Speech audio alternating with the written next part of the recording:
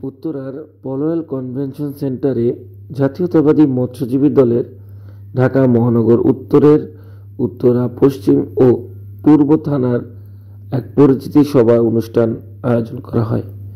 উক্ত আয়োজনে উপস্থিত ছিলেন জাতীয়তাবাদী মৎস্যজীবী দলের কেন্দ্রীয় কমিটির সাবেক সদস্য সচিব জনাব আব্দুর রহিম সাহেব।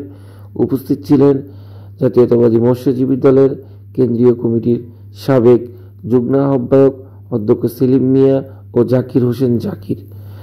এ সময় উপস্থিত ছিলেন ঢাকা মহানগর উত্তরের জাতীয়তাবাদী মৎস্যজীবী দলের সদস্য সচিব বাকিবিল্লাহ এবং জাতীয়তাবাদী মৎস্যজীবী দলের ঢাকা মহানগরের আহ্বায়ক জনাব আমির হোসেন আমির। উক্ত সমাবেশে বক্তব্য রাখেন মৎস্যজীবী দলের মহানগরের সদস্য সচিব, মহানগরের আহ্বায়ক এবং জাতীয়তাবাদী মৎস্যজীবী দলের কেন্দ্রীয় কমিটির সকল নেতৃবৃন্দরা। মামলা হামলা দিয়ে বিভিন্ন রকম চক্রান্ত করে তার মেরুদণ্ডকে ভেঙে দেওয়া হয়েছে। ভবিষ্যতে যাতে বিএনপি আর মাথা সোজা করে না দাঁড়াতে পারে, দেশের ক্ষমতায়, রাষ্ট্রীয় ক্ষমতায় না আসতে পারে, এই জন্য এই কুচক্রী মহল দীর্ঘ পরিকল্পনার ফলস্বরূপ আজকে আমরা এখানে দাঁড়ায় বক্তব্য দিচ্ছি। আমাদের প্রাণ প্রিয় নেতা, যিনি বাংলাদেশের সবচেয়ে জনপ্রিয় নেতা হয়েছিলেন, প্রত্যেকটি ইউনিয়নে গিয়ে তিনি পথসভা করেছিলেন, প্রতিনিধি সভা করে।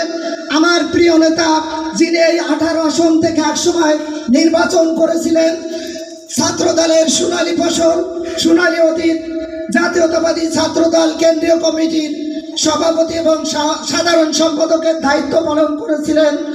বর্তমান তিনি তথ্য বিষয়ক সম্পাদকের দায়িত্ব পালন করছেন। আবার তিনি একদিন কথায় কথায় বলেছিলেন, ইউনিয়ন প্রতিনিধি সভায় আমি ভারপ্রাপ্ত চেয়ারম্যানের পাশেই বসে সময় অতিবাহিত করতাম অধিক সময়। তিনি বললেন, যখন তিনি ভোরবেলা সমস্ত প্রস্তুতি নিয়ে প্রতিনিধি সভায় অংশগ্রহণ করার জন্য রাস্তা দিয়ে গাড়ির বহন নিয়ে ছুটতেন, তখন এদেশের হাজারো ছাত্র জনতা তাকে দুনজর দেখার জন্য, তার সাথে হাত মিলানোর জন্য এইভাবে দাঁড়িয়ে থাকতেন। আমাদের প্রিয় নেতা জনাব তারেক রহমান প্রত্যেকে হাত মিলাতে তার শরীর, তার হাতগুলো ক্ষতবিক্ষত হয়ে যেত।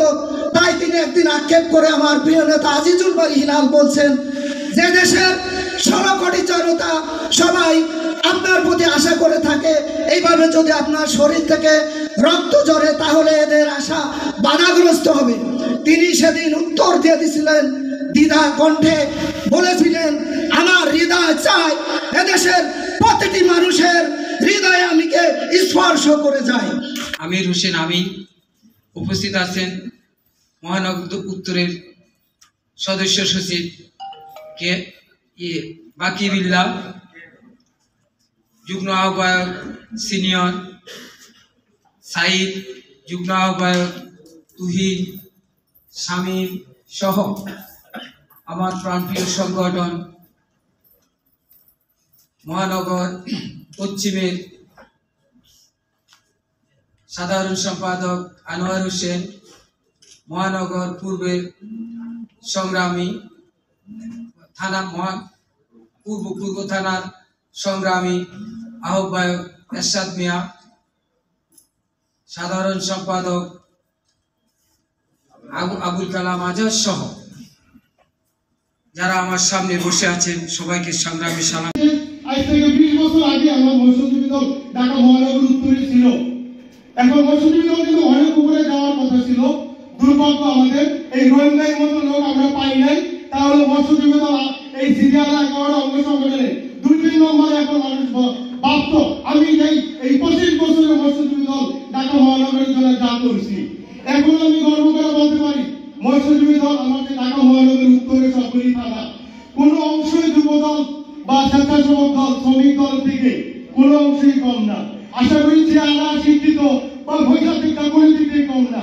তাহলে মৎস্যজীবী দল বলতে যে শুধু কি মাছ ব্যস্ত হবে সেটা বড় কথা না। মৎস্যজীবী দল কিন্তু অনেক বড় একটা সেক্টর, সবচেয়ে বড় পেশাজীবী অংশ আমি কিন্তু মনে করি। আর একটা জিনিস, ইউনিভার্সিটিতে তার নিজস্ব কর্মী আছে, আর নিজস্ব কর্মী কিন্তু কাউন নাই, ওয়ানলি ফর মৎস্যজীবী দলের আছে। ঢাকা মহানগর সিটি কর্পোরেশন লিস্টে 275টি বাজার আছে এবং 275টি কলেজ কিন্তু ঢাকা মহানগরের ভিতরে উত্তরে নাই। কিন্তু তাহলে আমরা ছাত্রদল থেকে বেশি দেখাইতে পারি আমরা যদি ইচ্ছা করি। এইটাই মনে রাখতে হবে, আমরা একটা অংশগ্রহণ করি এবং আমাদের কাজ দিয়ে দেখাই দিতে হবে। এখন অনেকে নাক সেটা, আমি গত নভেম্বরে জেলে গিয়েছিলাম, আমার মৎস্যজীবী দল অনেকে ছিল, কিন্তু আমি কাউকে ছোট করার জন্য কথাটা বলছি না। আমার মৎস্যজীবী দল কোনো নেতাকে আমার কিছু একটা দেখতে হয় নাই। আমি আমার যুব দলের ঢাকা মহানগরের 12টা থানার সভাপতি সেক্রেটারিকে আমার খেয়াল রাখতে হচ্ছে। কিন্তু এতে করে আমি কম্পেয়ার করছি মৎস্যজীবী দল যারা করে মোস্ট অফ দ্য নিজে এস্টাবলিশ, নিজেটা নিজে চলতে পারে, নিজেটা